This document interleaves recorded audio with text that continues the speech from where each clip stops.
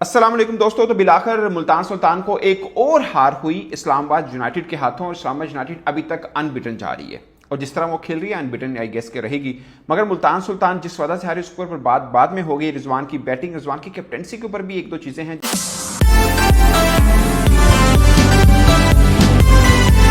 अस्सलाम वालेकुम दोस्तों। तो बिलाखिर मुल्तान सुल्तान को एक और हार हुई इस्लामाबाद यूनाइटेड के हाथों और इस्लामाबाद यूनाइटेड अभी तक अनबिटन जा रही है और जिस तरह वो खेल रही है अनबिटन आई गेस के रहेगी। मगर मुल्तान सुल्तान जिस वजह से हारी उसके ऊपर बाद में होगी। रिजवान की बैटिंग, रिजवान की कैप्टनसी के ऊपर भी एक दो चीजें हैं जो बाद में बात करेंगे। मगर जो झगड़ा हुआ मैच के बीच उसके ऊपर बात बहुत जरूरी है। इफ्तिखार अहमद दूसरी इनिंग का 10वां ओवर कर रहे थे और मनरो खेल रहे थे, वो हटके मारने लगे। इफ्तिखार अहमद ने तेज बॉल कर दिया, 101 किलोमीटर फी घंटा की रफ्तार से बॉल था। जो स्पिनर जो है, जो रेगुलर स्पिनर नहीं होते, उनका यही फार्मूला होता है कि बॉल को खींच देना, तेज कर देना। तो मनरो ने इशारा किया कि इसने चेकिंग की है, जिसके ऊपर इफ्तिखार अहमद फौरन गुस्से में आ गए। पहले मनरो के साथ उन्होंने आंखें दिखाई, बाद में जो लेग अंपायर थे उनके पास गया, उनसे इतराज उठाया कि ये मनरो कौन होता है, यू नो इशारा करने वाला, ये मेरे पे इतराज उठाने वाला, जो करेगा वो तो अंपायर करेगा। रूल भी यही होता है कि जो फील्ड अंपायर खड़ा है वो बात करे, ना कि बैट्समैन इस चीज के ऊपर इतराज उठाए। इस बीच में कप्तान मोहम्मद रिजवान भी आए और वो भी डायरेक्ट मनरो के साथ गुस्सा होने लगे। जाहिर है अल्फाज क्या इस्तेमाल किए वो बात की बात है, मतलब बट सामने दिख रहा था कि मोहम्मद रिजवान भी गुस्से में। बाद में मनरो ने भी उनको हाथ से हटाने की कोशिश की। उसके बाद सबकी सब टीम इकट्ठी हो गई और इस बीच सारे मंजर को देखते हुए इस्लामाबाद यूनाइटेड के कप्तान शदाब खान बाउंड्री पार खड़े मुस्कुरा रहे थे।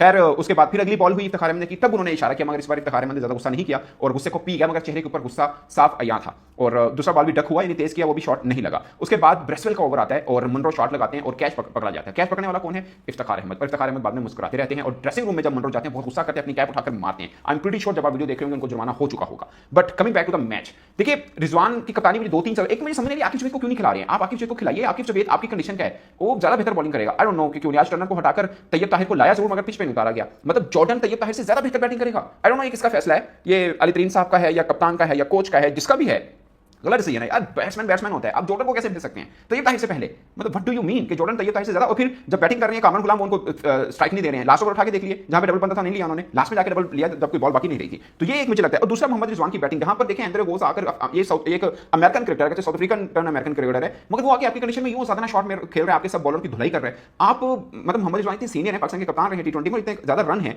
हम हमेशा उनको मैं एटलीस्ट बहुत रेट करता हूं, मगर आज उन्होंने क्या बैटिंग की है? 37 बॉलों पर 36 रन, 93 की स्ट्राइक रेट 37 बॉलों पर, और उसी पिच के ऊपर उन्हीं के साथ खेलते हुए 40 बॉल के ऊपर 61 रन कर रहे हैं उस्मान खान। यस, 152 के स्ट्राइक रेट के साथ। उससे पहले 29 रन करके गए 17 बॉलों पर 2 छक्के 2 चौके यासिर खान 170 की स्ट्राइक रेट के साथ। ये हंट हुआ है। ये रिजवान ने जो बैटिंग की है ना, बहुत स्लो बैटिंग हुई है, फिर नीचे आपके 5 आउट हैं टोटल। तो मुझे नहीं लगता कि यहाँ पर थोड़ी सी चौंक है। अगर रिजवान थोड़े स्लो स्टार्टर है, बाद में इनिंग को गियर अप करते हैं, मगर यही गलती होती है। आप जब करने की बारी आती है उसके बाद आउट भी तो हो सकते हैं। और शदाब खान ने एक बार फिर उनका शिकार किया। 9 मैचेस में 6 मरतबा शदाब खान शिकार कर चुके हैं रिजवान का, और रिजवान को देखना है शदाब खान से 6 मरतबा आउट हुए हैं वो 9 मैचेस के अंदर, और स्ट्राइक रेट भी 100 से कम है रिजवान का। ये एक चीज है जिसके ऊपर रिजवान को सोचना है। शदाब खान, मैं ये नहीं कह रहा शदाब खान मतलब कम बॉलर है, उनका अपना एक रिकॉर्ड है पाकिस्तान सुपर लीग के अंदर, 1000 रन करने वाले भी और विकेट्स की सेंचुरी करने वाले भी, और कोई ऐसा क्रिकेटर नहीं है। ये उनकी तारीफ है और इस बार इस्लामाबाद यूनाइटेड को भी अच्छे से चला रहे हैं। मगर मुझे लगता है कि ये गलती मुल्तान सुल्तान से हुई है। आज इस्लामाबाद यूनाइटेड शायद अपनी उस तरह से करके नहीं जीता।